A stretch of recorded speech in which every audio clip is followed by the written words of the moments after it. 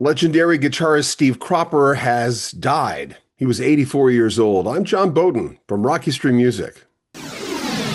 It's interesting, we just interviewed Steve Cropper maybe 2 months ago, and we had problems with the interview because, it sounded like he had a stroke, so it was hard to understand him, but he tried really, really hard, and we're trying to translate the interview right now so that we can put it on Facebook. Just thought I'd mention that. He was a really, really friendly fellow. Steve Cropper was born October 21st, 1941, near Durham, Missouri. When he was 9, his family moved to Memphis, Tennessee, a major place for gospel, rhythm and blues, and of course, early soul. He got his first guitar via mail order when he was just 14 years old. By his teens, Steve Cropper was already playing with local bands. From the Marquets to Stax, becoming part of a musical revolution. Early on, Steve Cropper and friends formed a band originally called the Marquets, initially the Royal Spades. In 1961, the Marquets scored a hit with the instrumental track Last Night, giving Cropper and bandmates their first taste of success. Can you imagine being that young and all of a sudden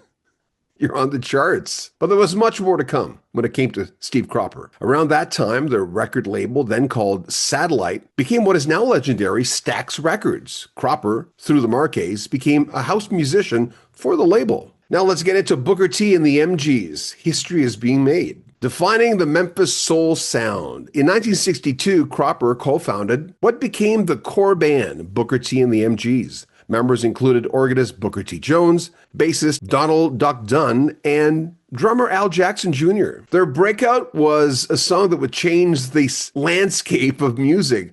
In 1962, Green Onions. It's a song that will always remain iconic. As part of Booker T and the MGs and the Stax House Band, Cropper played guitar on and often produced and co-wrote countless records for major soul and R&B artists. Otis Redding, Sam and Dave, Wilson Pickett, Eddie Floyd, and many more. Interestingly, his guitar playing was not known for flashy solos, but for lean, clean, soulful playing. Tight, tasteful licks that anchored songs and allowed the vocalists to shine. How many musicians have told me, you play for the song?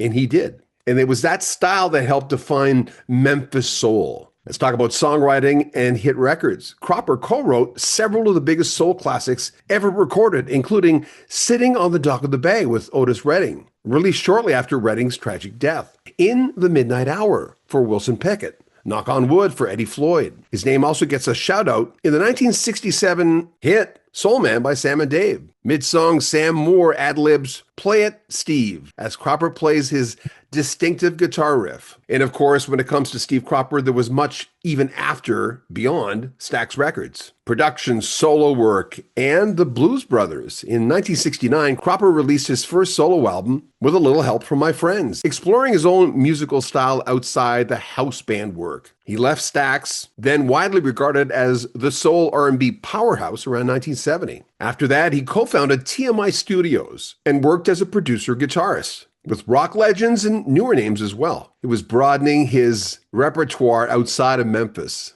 In the late 1970s, Cropper joined the Blues Brothers, band popularized by films and Saturday Night Live with Dan Aykroyd and John Belushi. It kind of introduced a new generation to soul roots music. Steve Cropper continued to record in the later stages of his life. When I interviewed him, he had just released a new album, Friendly Town. As part of Booker T and the MGs, Steve Cropper was inducted into the Rock and Roll Hall of Fame. That was 1992. In 2005, he was inducted into the Songwriters Hall of Fame and received a Lifetime Achievement Grammy. His playing style was always rhythm first, not flashy, but deeply soulful. And he's influenced a generation of guitarists in all genres, most notably though in R&B and soul, rock, and beyond. This passing's a big one. And a lot of people consider him the secret ingredient in a lot of those hits.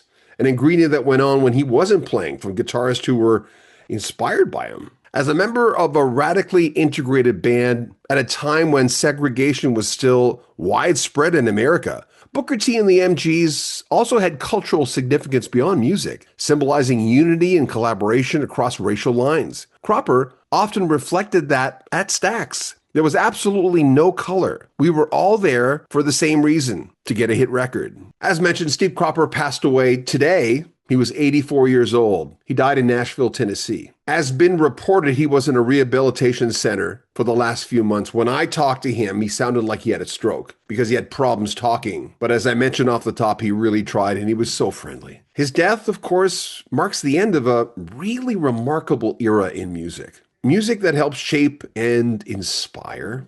From Green Onions to Sitting on the Dock of the Bay to countless sessions at Stax. His fingerprints are still deeply embedded in soul and R&B and rock. What a legacy, huh? It was nice to have spent an hour talking to him. And again, we had a lot of problems with the interview because he had problems talking. I had to ask an AI software if they could decipher some of the things he was saying.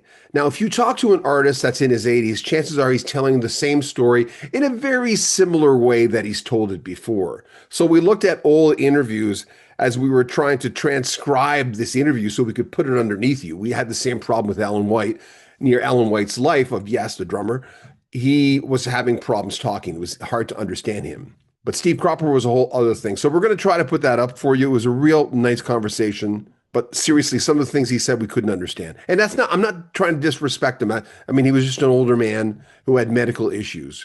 What are your memories? Did you ever meet him? I'm sure some of you have met him. Favorite songs, his inspiration. Are you a guitarist? See him live? Make sure you share your comments. A big one gone. Steve Cropper, what a guy. Really. I'm John Bowden from Rocky Stream Music. Take care of yourself.